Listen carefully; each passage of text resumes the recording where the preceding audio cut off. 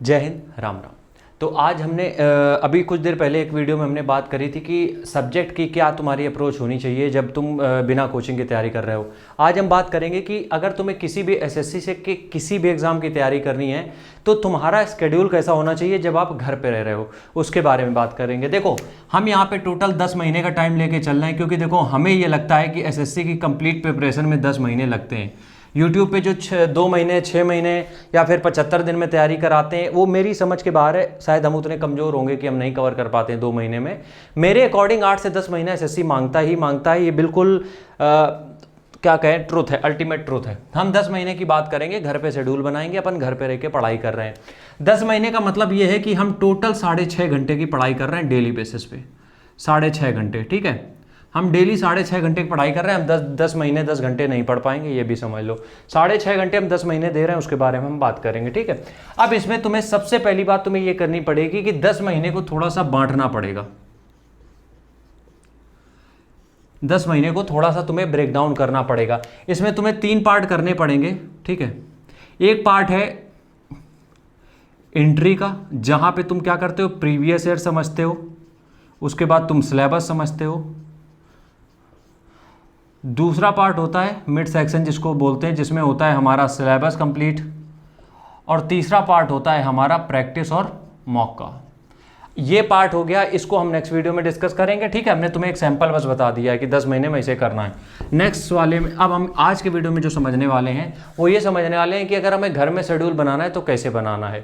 सबसे पहला काम तुम्हें क्या करना है, सबसे पहला काम यार ये करना है, अपनी जगह डिसाइड करनी है कि कहाँ पे तुम पढ़ने वाले हो, क्योंकि ये बहुत बड़ी चीज़ है। अब देखो, कई सारे आईएएस एक हैं वो,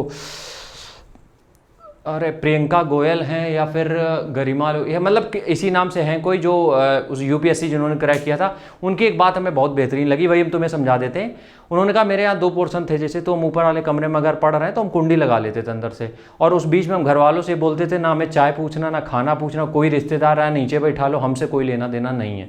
तो पहली चीज़ ये समझ लो, एक तुम रूम ढूंढो, एक तुम अपनी ऐसी जगह बनाओ घर पे, क्योंकि अगर लाइब्रेरी नहीं जा सकते हो, वैसे तो हम लाइब्रेरी के बारे में ही सेकंड पार्ट में बात करने वाले थे, लेकिन फिर भी अगर घर पे रह के कर रहे हो तो एक जगह अपनी ऐसी ढूंढो जहाँ पे डिस्टर्बेंस कम से कम हो। और ये मत बोलना कि मेरे यहाँ जगह नहीं, हर घर में थोड़ी बहुत जगह ऐसी होती है जहाँ पे तुम शांति मिलेगी।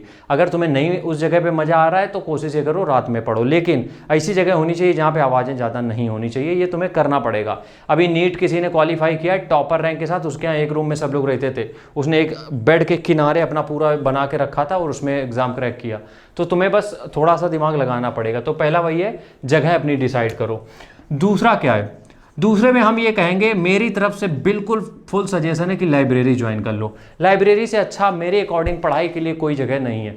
लाइब्रेरी में एक माहौल मिलता है, लाइब्रेरी में प्रॉपर टेबल चेयर मिल जाती है जहाँ पे तुम एकदम एग्जैक्ट अपना पूरा फोकस करके पढ़ाई कर सकते हो। दूसरी चीज़ ये हो गई, तो लाइब्रेरी में जितना मैक्सिमम टाइम हो सके लाइब्रेरी में गुजार दो।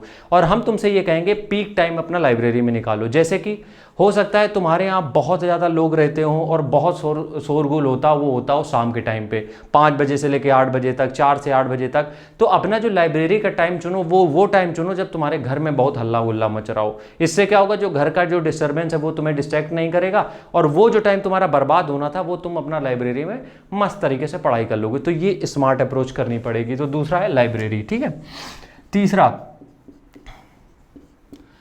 जब घर पे रहते हो तो कई तरीके की प्रायोरिटी होती है। घर पे रह के अगर पढ़ाई कर रहे हो कि ये भी काम करने वो भी काम करने, लेकिन आज के टाइम पे जितना कंपटीशन है, सबको साथ में लेके आप एग्जाम नहीं क्रैक कर सकते हो। तो तीसरा पॉइंट हमारा यार यहाँ पे ये है कि पढ़ाई को प्रायोरिटी दो। हम ये नहीं कह रहे हैं कि तुम्हें सारे काम खत्म कर देने, हम ये नहीं कह रहे हैं कि तुम्हें अपने सारे काम रोक देने, हम बस तुमसे ये कह रहे हैं कि अपनी प्रायोरिटी में अपनी पढ़ाई रखो। मतलब जो तुम्हारा बहुत एनर्जेटिक वाला टाइम है, जिस समय तुम बहुत एनर्जेटिक फील करते हो, उस समय तुम पढ़ाई करो।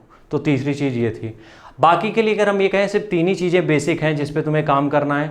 और अगर तुम छोटी छोटी चीज़ों पे डिस्ट्रैक्ट हो रहे हो और घर पे रह के भी पढ़ाई नहीं हो पा रही है, तो हॉस्टल ले लेना, ये बात ध्यान रखना, क्योंकि करियर का सवाल है, रिस्क 1% का भी अलाउड नहीं है।